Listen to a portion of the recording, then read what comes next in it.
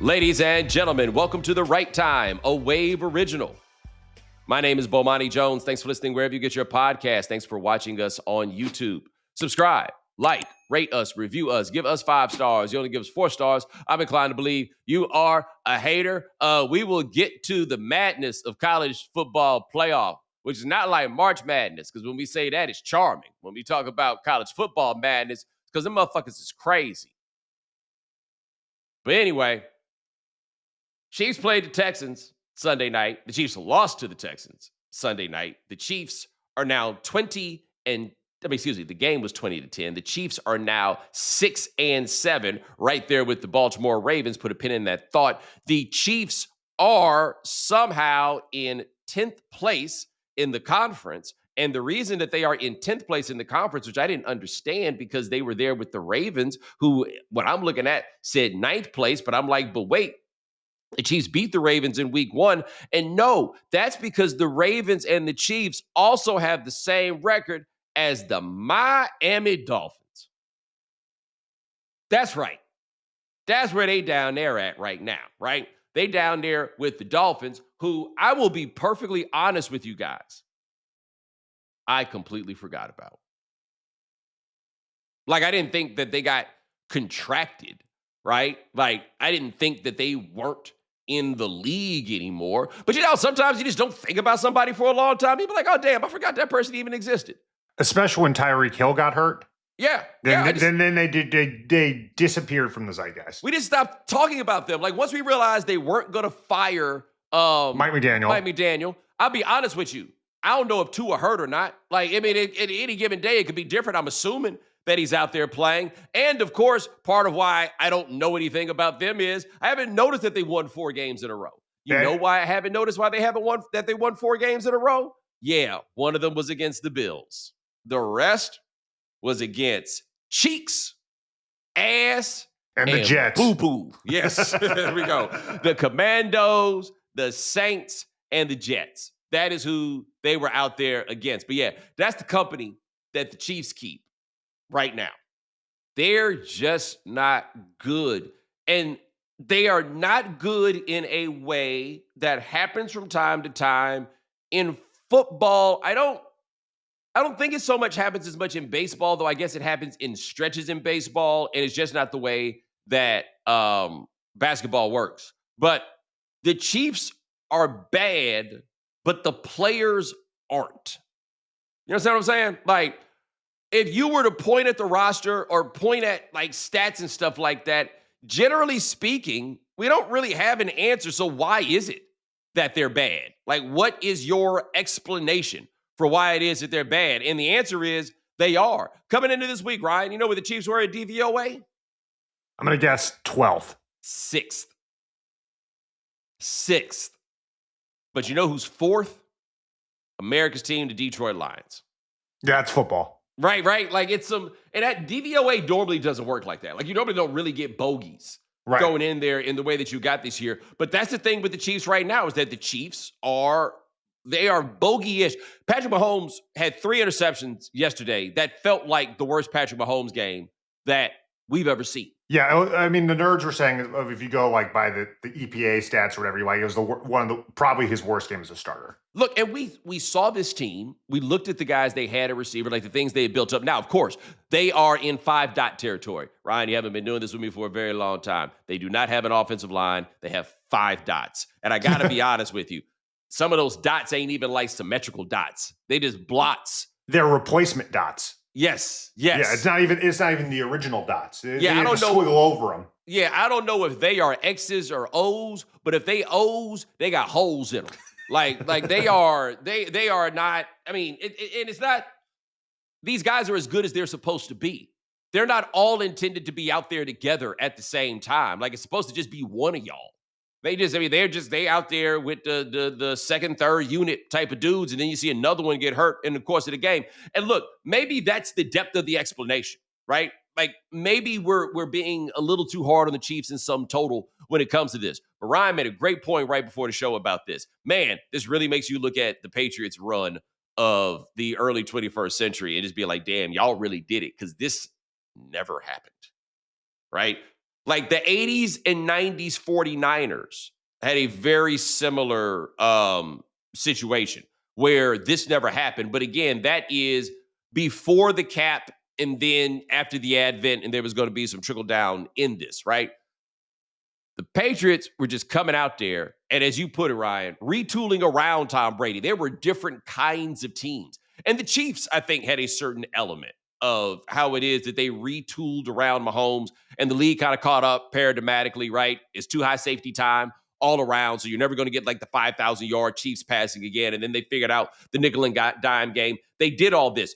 But it never looked like this with the Patriots at this point. There was that one year where me and everybody else in my line of work said they were finished in week 4 or 5, and then they won the Super Bowl. That did happen. They had bad months.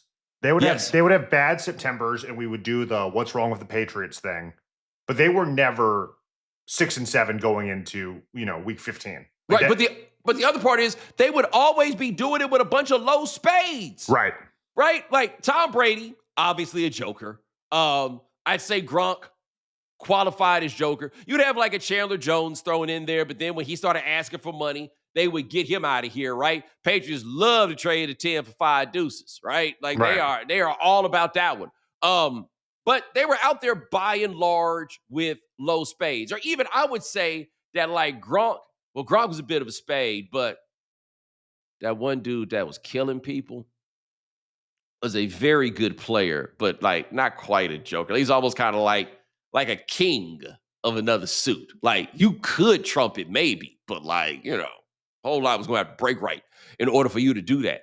It never was this, right? They are sitting, like I said, they sitting down there with the Dolphins, bro. Anybody think they could show up and get a game against the Chiefs at this point? Now, look, the Texans are one of those teams that all year long has been better than their record, okay? That defense and a terrible matchup for the Chiefs in this specific spot with how good their defensive line is and how bad the Chiefs' offensive line is. Yeah, you've got dots. They've got Will Anderson and Danielle Hunter. Like, that's what they got. And them boys was coming, dog. They were on the way. They were there. So now what? Let me tell you something about the AFC. This is very interesting to look at, okay? Patrick Mahomes, Lamar Jackson, Joe Burrow. We would all agree, I think, that those are 3 of the 4 best quarterbacks in the league. Although Matthew Stafford is really messing up the math. Anyway, those 3 guys will not be in the postseason.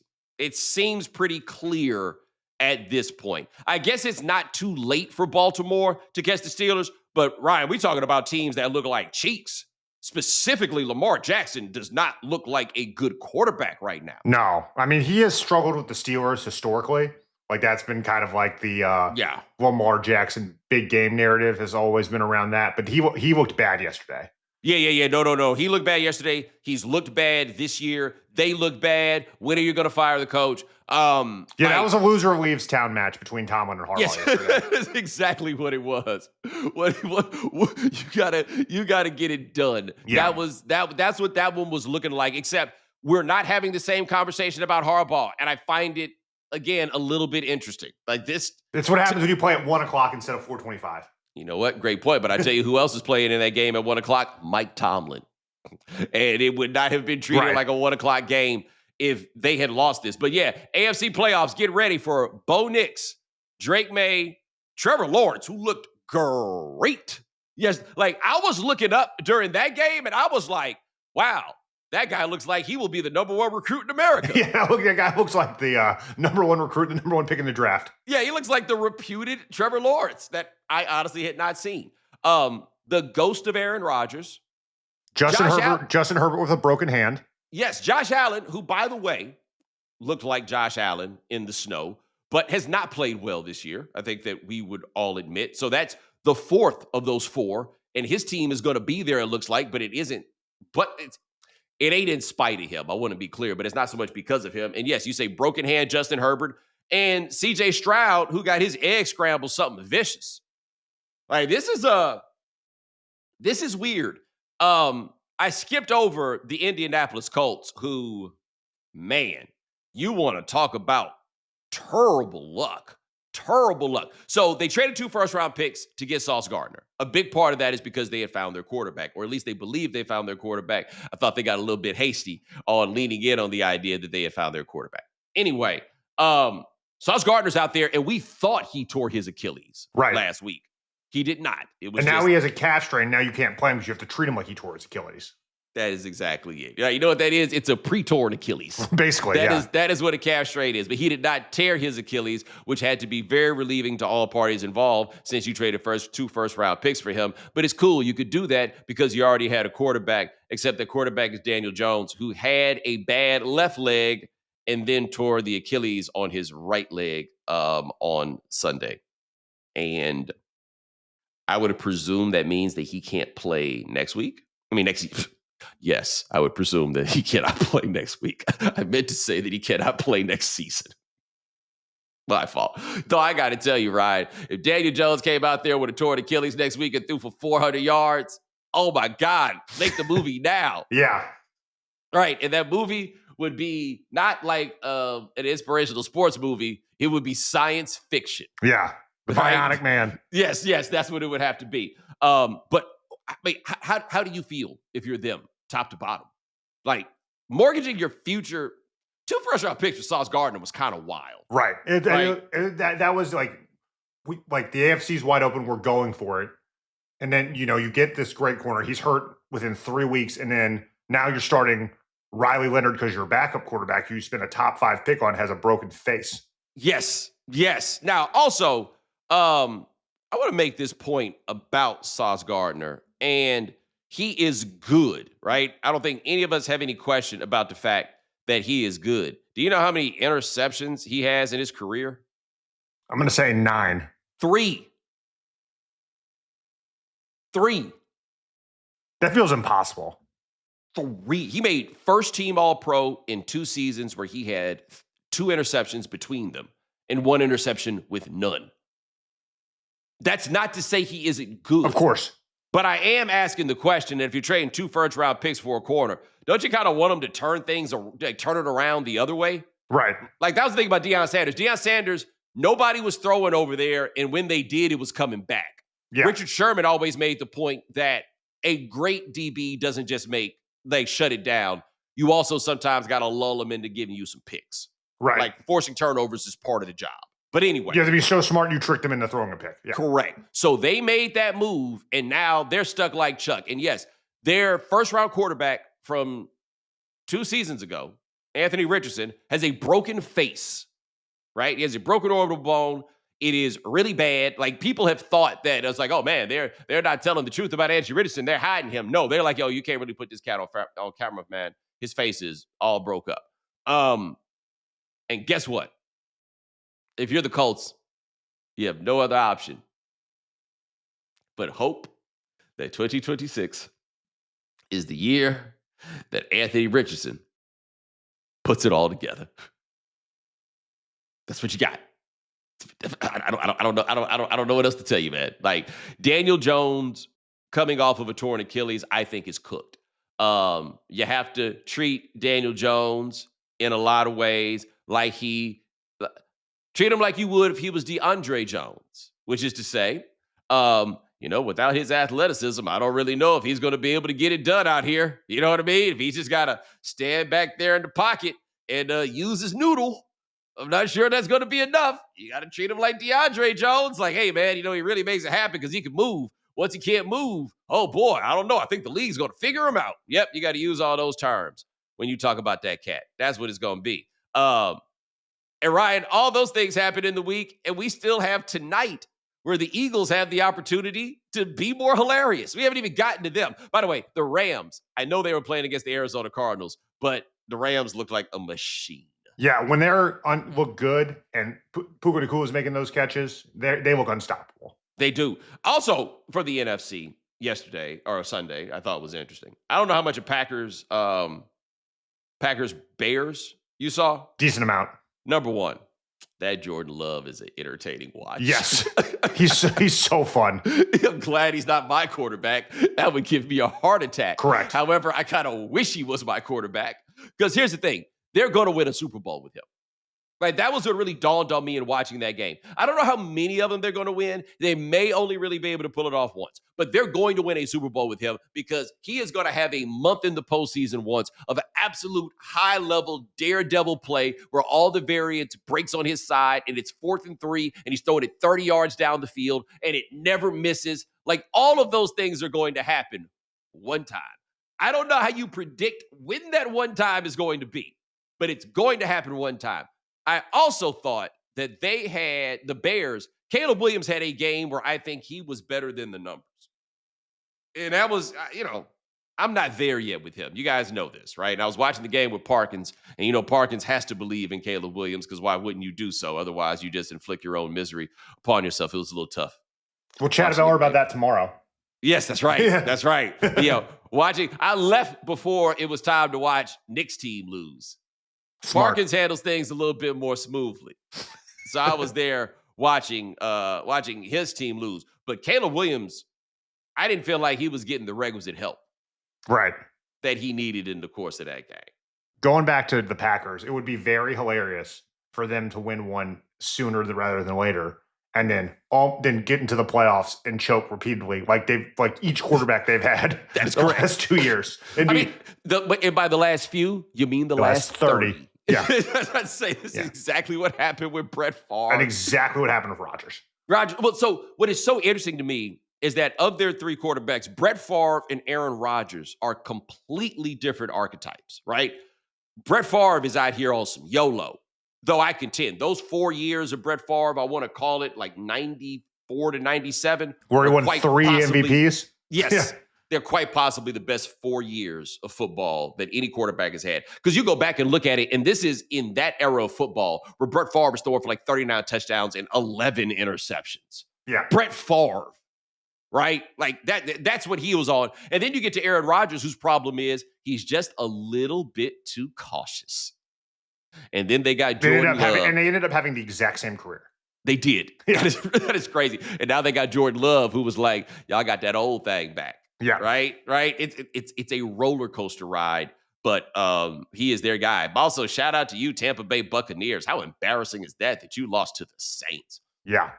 They've fallen at your apart. own house. Yeah. They've fallen apart. And I guess to be fair, let us not forget that their quarterback kind of has one arm right now. Now, granted, the arm he has is the one he throws with. Yeah. But I feel like as a quarterback, your other arm is kind of like walking. You don't think about how much you use your big toe, but it is like part of every part of it. It's like when you're quarterback and you tear the ACL in the plant leg and it's worse than your lead leg. Yeah, yes. Like you don't think about that. That other leg's more important, but it turns out, yeah. But this means that in all likelihood, the Carolina Panthers are going to be in the playoffs. You want to play that quarterback game in the NFC that is played in the AFC? Like, if this were the NBA, they would be terrified of what the ratings are going to be. Yeah, they'd be putting a lot of games exclusively on the NFL Network. But I will say, though, that's really funny. The NFC quarterbacks are all interesting. Yeah. All right, there's Stafford, who's the MVP. After he threw those 2 picks last week, I was like, time for that Matthew Stafford regression. Not this year. Not this year. Matthew Stafford is set up if he wants to, where they could win that Super Bowl. He could ride out like John Elway. First ballot Hall of Famer. And trick these people into putting them into the Hall of Fame. Hey, man, you win an MVP in 2 Super Bowls, you're in. And then if you go, yeah, you're right. Like I said, Carson Palmer is like, if I'd only stuck around a little bit longer, right? Could have been me. Jordan Love, who is up and down. Jalen Hurts. We'll see tonight. I would love to get Chris Sims on here. Did you see when he was on with Kevin Clark and just went with, it is not the coach's fault at all in Philadelphia. It is entirely on the quarterback. He is very good. He really likes getting on one of those islands. He's willing. Because like every other person, we talked about this a while ago. I think it was last week, about how every other film person is like, it's the scheme. Yes. But now he's like, it's the quarterback. He's willing.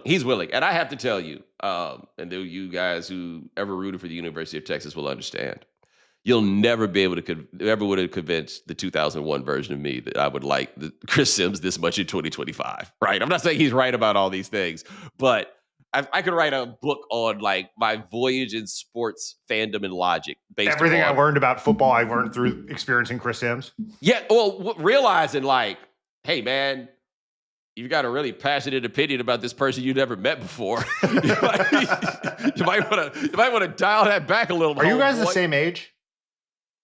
Effectively. Yeah. Effectively. Chris Sims, I'm probably like a couple of months older than him. Got it. Okay. He's a high school class in 99. Got it. Okay. Ask me how closely I followed recruiting back in those days. Exactly. Right? Yeah. Where I could do that. But anyway, 1R Baker Mayfield, Sam Darnold, if you believe that shit. Brock Purdy, Mac Jones, does it really matter which? Caleb Williams. We might get some more of that Jared Goff. The little homie Bryce Young. And then outside of Dak Prescott, quite possibly the best quarterback in the NFC this season, Dakota Prescott. And somehow still eligible for the playoffs, J.J. McCarthy. This is weird quarterbackness, ladies and gentlemen. Weird.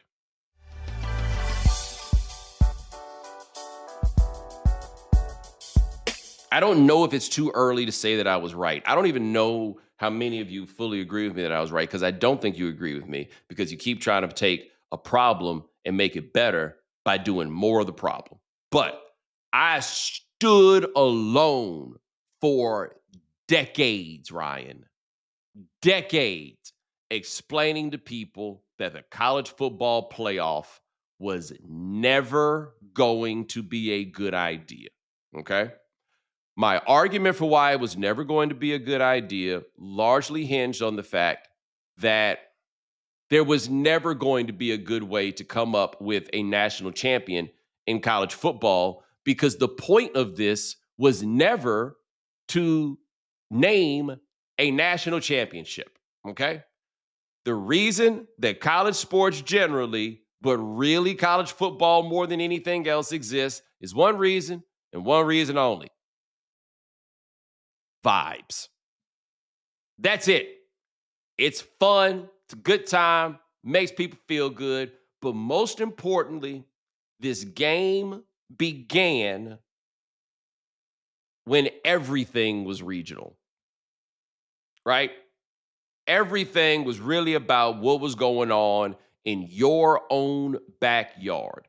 And I have always contended that this game is at its best and at its most enjoyable when it is its most regional. Now, is it logical to have a system where you determine a champion by having a bunch of people around the country vote? It's not illogical, actually. And the reason I say it's not illogical is that it is no less logical than having a room full of people sit around and vote about who gets into your little tournament that you put together at the end of the year. It's a different way to do it, but it doesn't make a lot more sense. What it is, however, is perhaps just a little easier for people to wrap their minds around, because the logic of a tournament and head-to-head, it does not tell you who a quote-unquote true champion is, nor is it especially scientific, but it is easy to understand, right? Hey, we beat them, now we go play another round. Now we beat them, we go to another round. Okay, like, everybody gets that. But this isn't like when you have one of these tournaments in professional sports. And a big part of the reason why it's different when it runs in professional sports is the leagues are small enough and partitioned into divisions and conferences in such a way that all the teams play a reasonably similar set of games.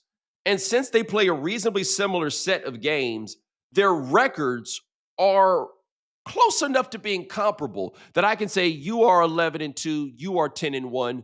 You should be ahead of that other person because you are 11-2 and that team is 10-1, right? And then if you wind up in a situation where they have the same record and they played head to head, and you can determine the winner, and you can use that as a tiebreaker, because tiebreakers are always going to be, to a degree, some bit of arbitrary anyway. But you can just go ahead and do that. But the key to all of that was we were working with manageable sets of information that make it very easy to make decisions. There was always a bit of an understanding in college sports that you were not going to be working, at least in a national context, with manageable sets of information. You weren't, okay? So as a result, we had things like voters and polls because that was what you needed to make sense of what was going on. You trusted a group of people that you perceived to have a certain measure of expertise and then let them vote and come up with stuff. Now, again, they wasn't always going to be out here getting it right and everything else. But all it took was somebody didn't like a little something that somebody did, right? And once somebody didn't like that little something that somebody did, now we argue about it. And now it's, why do we have a playoff? Everybody else has a playoff. Why don't we have a playoff? They got a playoff in Division I AA, and it works. Why don't we have a playoff? And I would always ask the question, man, how the fuck you know what they do in 1AA work or not? You ain't watching. You understand what I'm saying?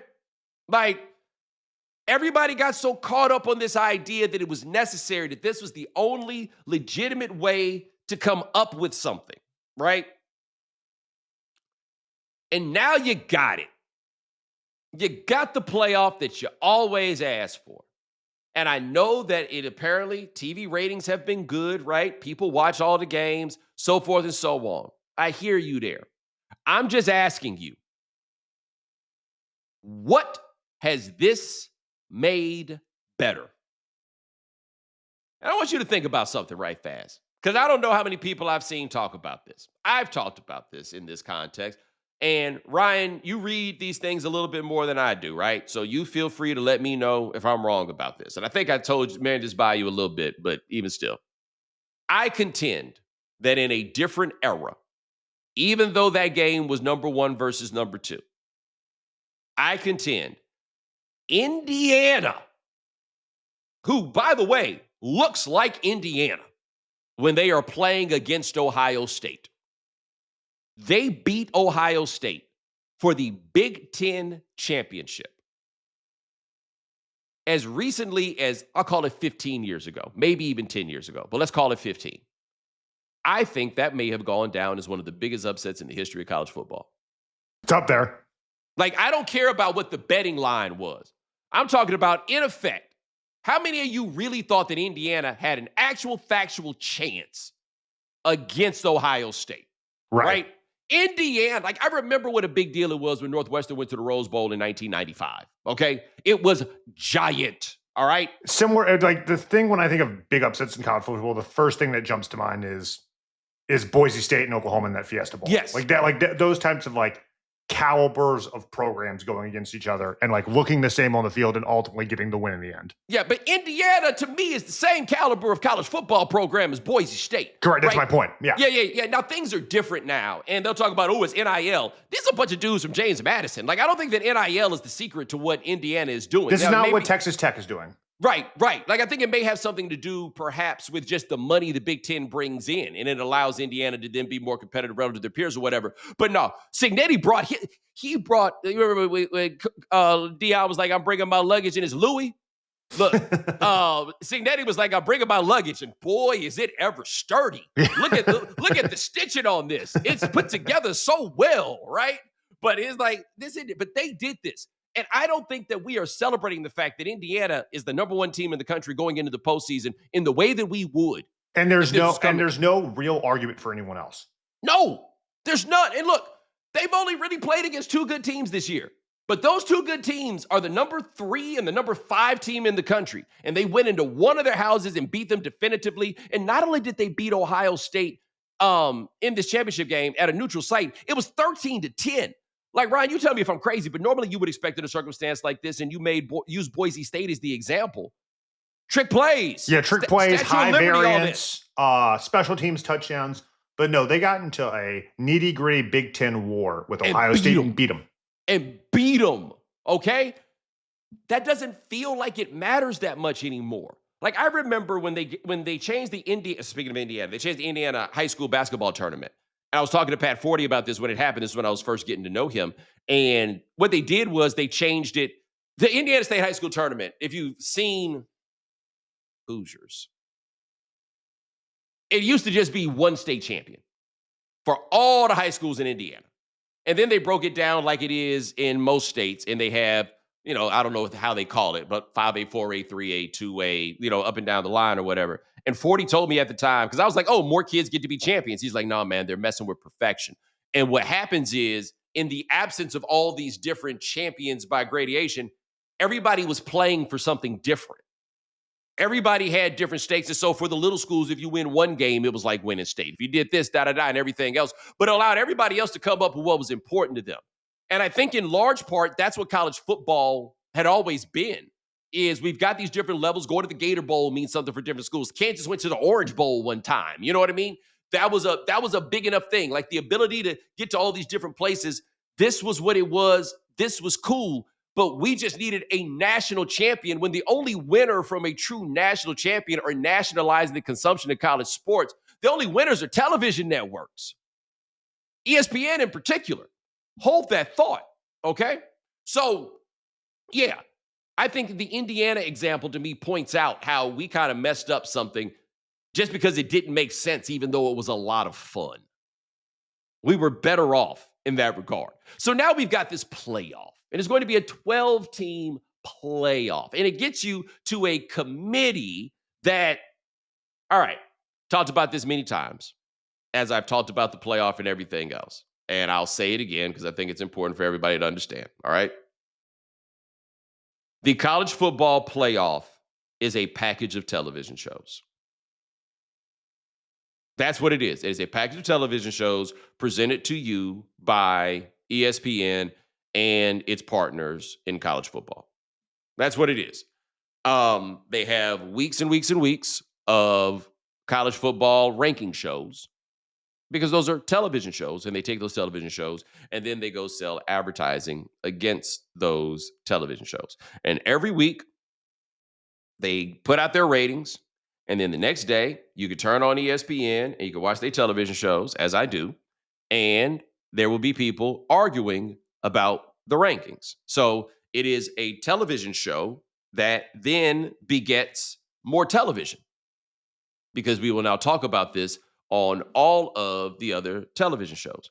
But the purpose of those rankings, and this is very important as it goes along, is not really to keep you posted on the progress of the teams or to give you any real insight or understanding into what who is actually going to be in the college football playoff at the end. No, sir. The purpose of those shows are to be shows and to be television shows.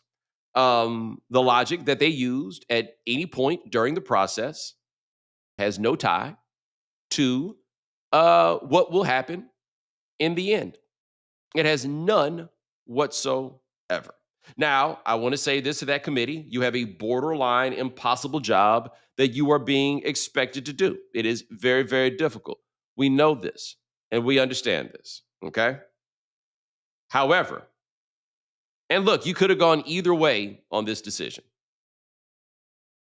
You can't explain to me how it is that Notre Dame and Miami, it was Notre Dame ahead of Miami, and then neither one of them played a game,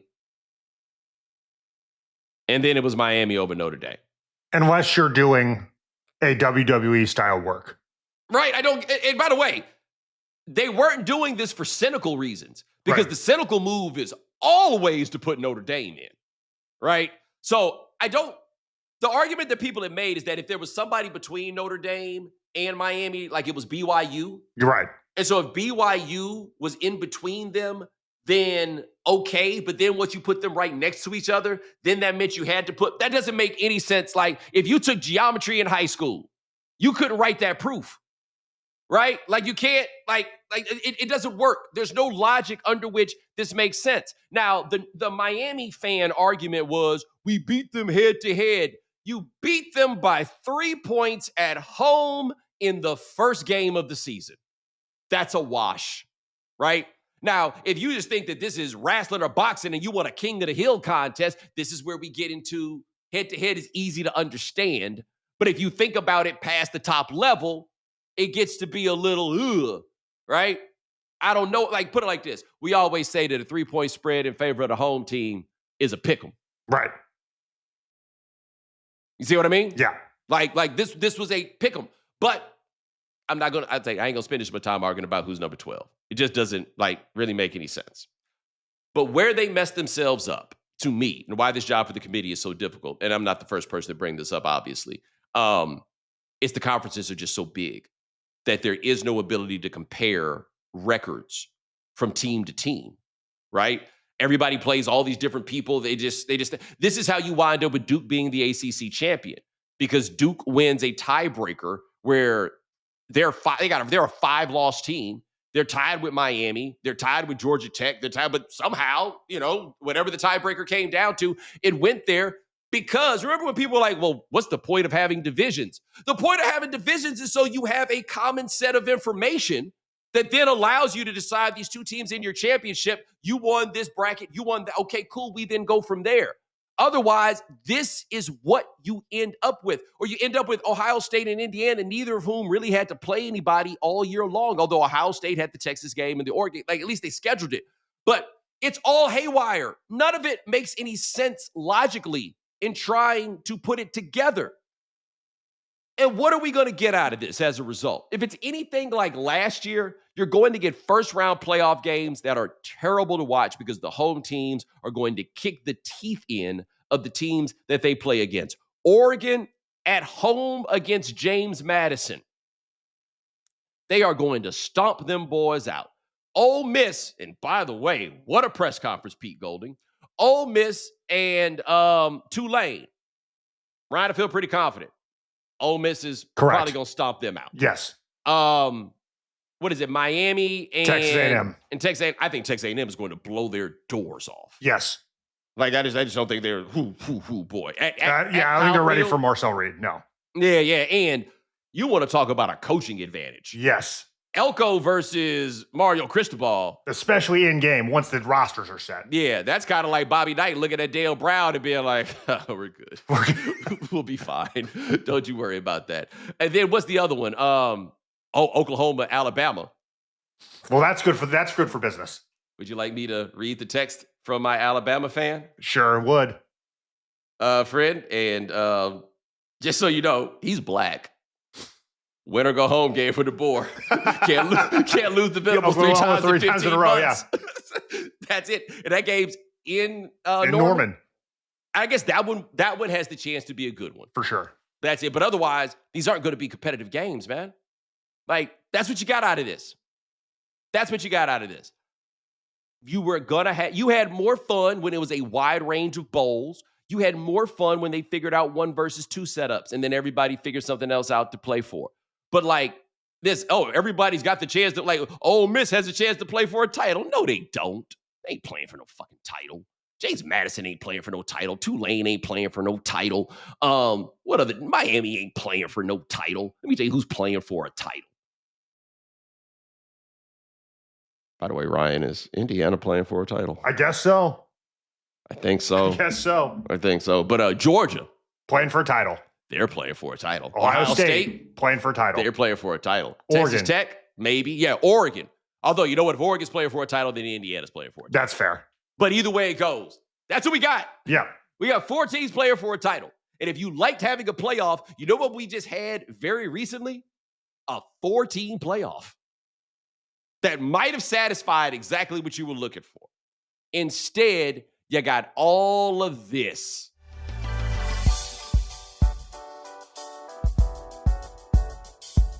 All right, Bo, a couple other stories from the weekend.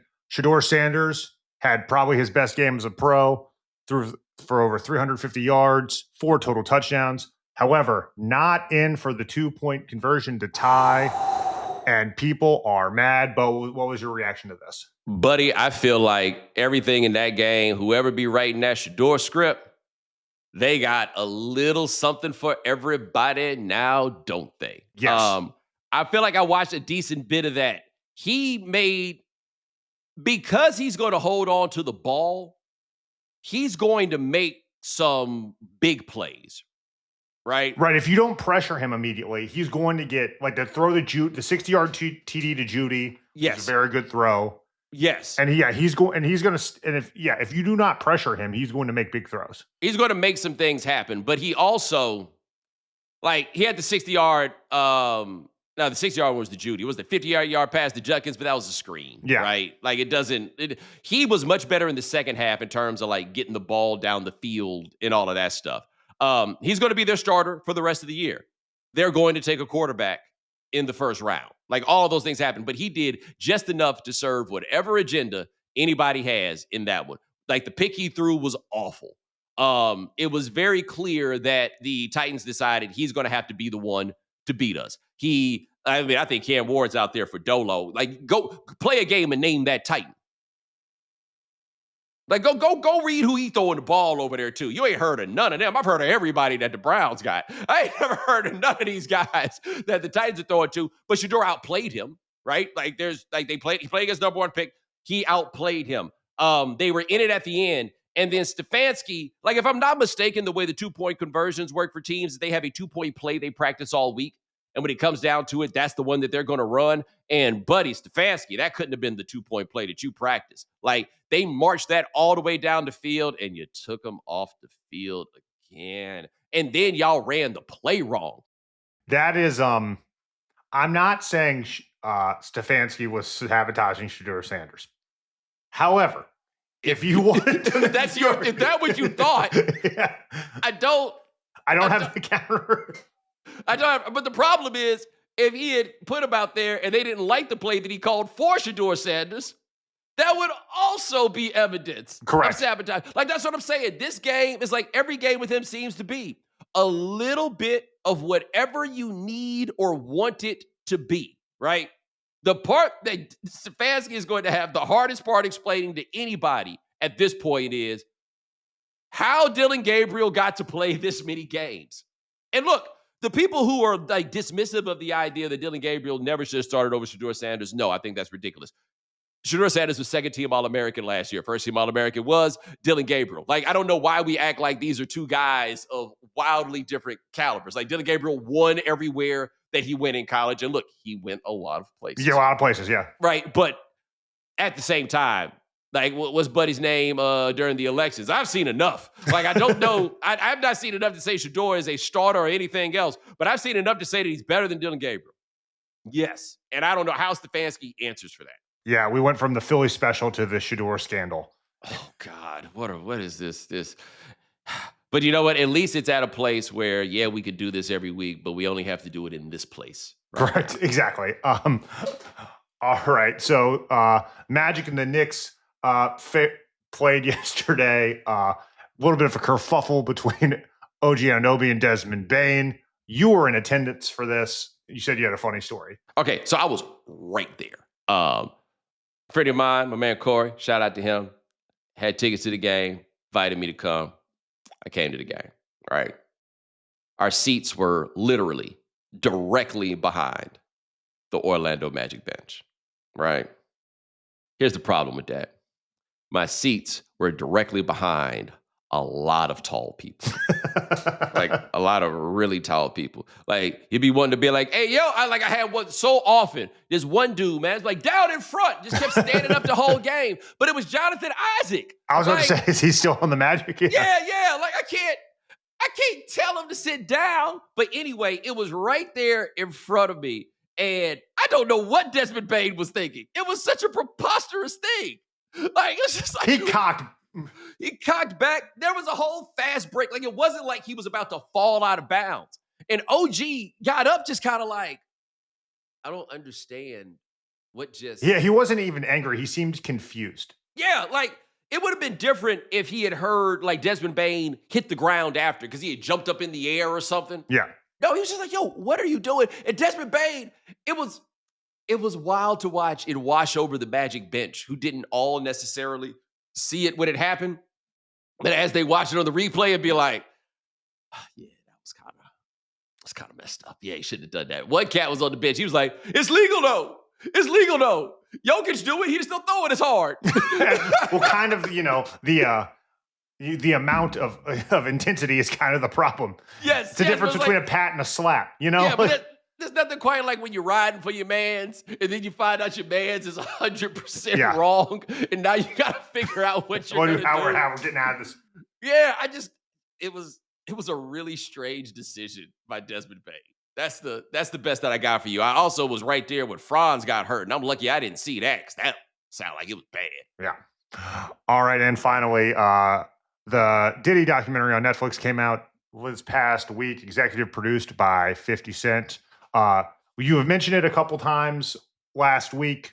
Finally watched it. I finally watched it. What was your biggest takeaway from the Diddy documentary? First of all, it's excellent. It's really good. Right? I think it's a legitimately excellent piece of work. If you have not seen it, you should see it. We're trying to get an interview with the director. I don't know if that's going to work out, but I'm just telling you. We're doing something Diddy this week, so everyone should watch it. Yes, like it is excellent. And Joel from Missouri City, we're talking to you. Watch it because you might be a guest. Yeah. So, what is so interesting in watching that is how abhorrent he has always been, and we just didn't know it. But it's not like you look at the old clips of him and you're like, wow, he wasn't like anything like he was later. No, he was the exact same person the whole way. Just, wow.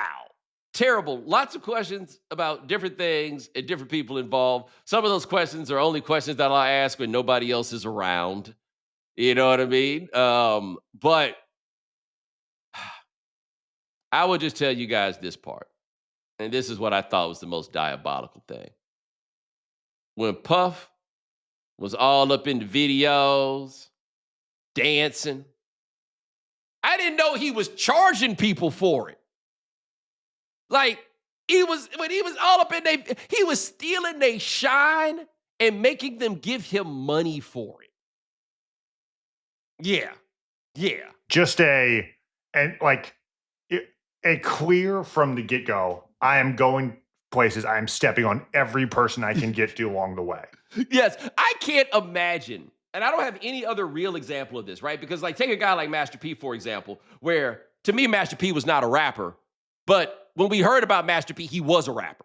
You know what I mean? Like he always led the business with his own rapping and then like built a label around it, but he always presented as rapper. And was a better rapper than Puffy for whatever it's worth. I cannot imagine being Puffy and being like, I'm going to start a record company and then I'm going to start rapping because that's where the shine is at. Because he's terrible. Right, you said you had to learn the hard way. I just always assumed that, like, okay, at least he was kind of good. He, had songs on the radio. No. Awful rapper. But you got to watch it. Like, I'm trying not to tell you too much about it, but the Biggie Tupac episode, it'll make you mad.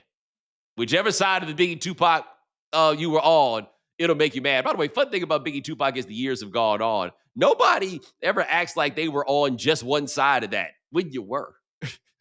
I was there. I was here for this period of life. You were, right? And whichever side you were on, the bad guy is Diddy. Diddy is the bad guy behind everything. Y'all need to be glad, Diddy need to be glad that Shine is down there being a conservative politician in his home, in his ancestral homeland. Because I would have loved to heard the interviews with him. Like, it's so bad, they ain't even have to talk about blowing up Kid Cudi's car. Remember that? That happened. Or at least they said it happened. I don't know. But anyway, no, you need to go check that out, man. It's a serious piece of work. I done watched it twice, and I might watch it again.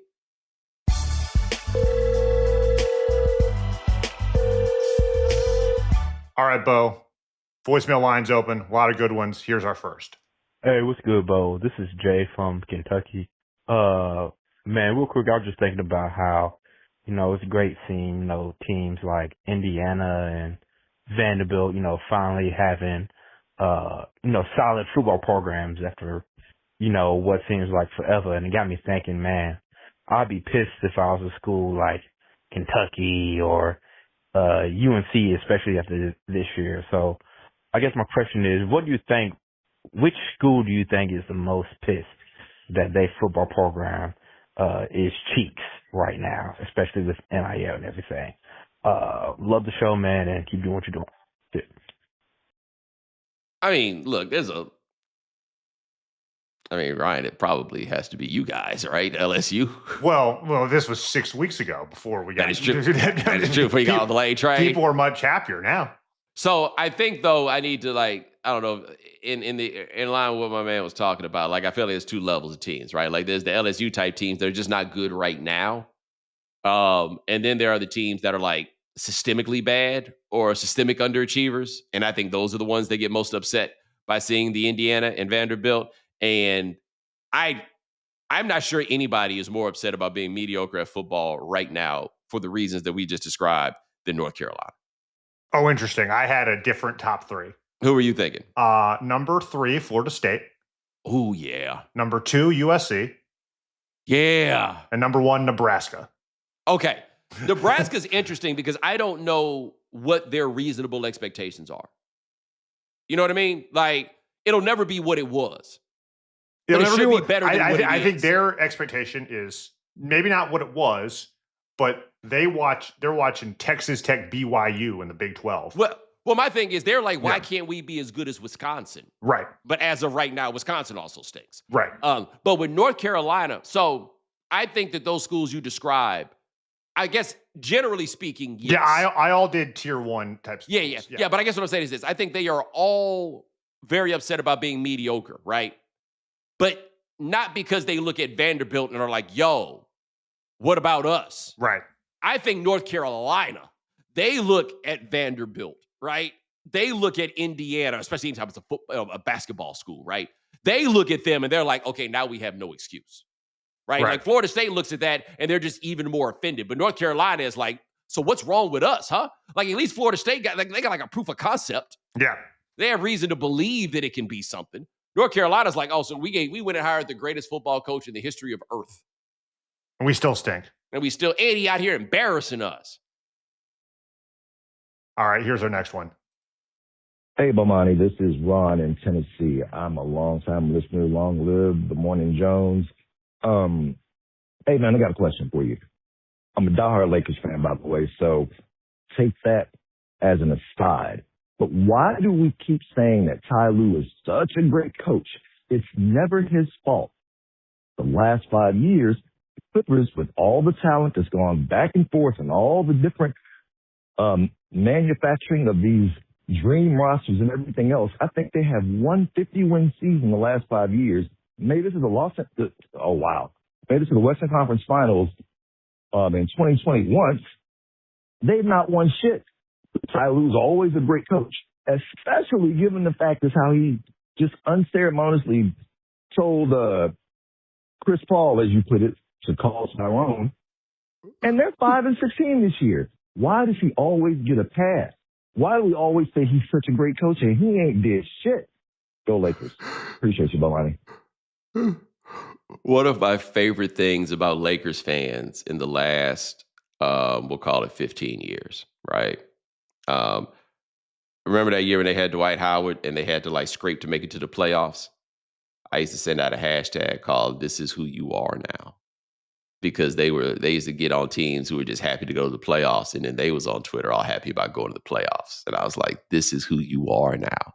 Like Lakers fans have become different people than they used to be because circumstances have changed. Like circumstances change men don't change circumstances. I forget what book I read that in, but it's a great That's point. a great line. Right. Anyway, so the Lakers within change, and they will never believe the Clippers are their rival. But they are much more concerned with explaining why the Clippers are not their rival Than they used to be. than they ever were before, right? And so this is one of my favorite subsets is Lakers fans talking down on the Clippers, even though and I guess I would say the Clippers have definitely been a better team the last 10 years, except the Lakers do have that championship. They do. Right? They do have that. But it is a fair question for you to ask. I do think that Lue is a good coach. I don't know how much of this is his fault, but don't you worry, buddy. He'll be getting some blame. I'm shocked they haven't fired him yet. 5-16 gets you fired. I think they have other things going on. They do. I think the one thing that helps Ty Lue is he's never been the biggest culprit. It's like you could always blame Kawhi. You can always blame. So like whenever you're not the worst issue, you sometimes you manage to skate by. Yeah, I think that is probably the best way for us to put this. But I do think it is fair to say that there is a measure of there's some skating going on. There's some skating. All right, here's our last one. What's up, Bomani? I just heard the podcast, and somebody was talking about the first time they took a walk with their cousin. I remember the first time I took a walk with my cousins, because it was a group of us. We was in Yosemite National Park, and I didn't know what we was going for either. I thought we was just walking because we was at a campsite, and we walking, and then then they pull out with it. I'm like, oh, okay, this is what we doing? Oh, I didn't know we was doing this. And on the way, we got lost on the way back to the campsite. And good thing we got lost, because if we made it back exactly when we were supposed to, we would have ran into a bear. And we came back about 90 seconds later, and my family is running around screaming for their life. And we was like, what happened? What happened? They was like, oh, y'all didn't see that bear? Nope, sure didn't, because we got lost on the walk with my cousins. Corday from the Bay.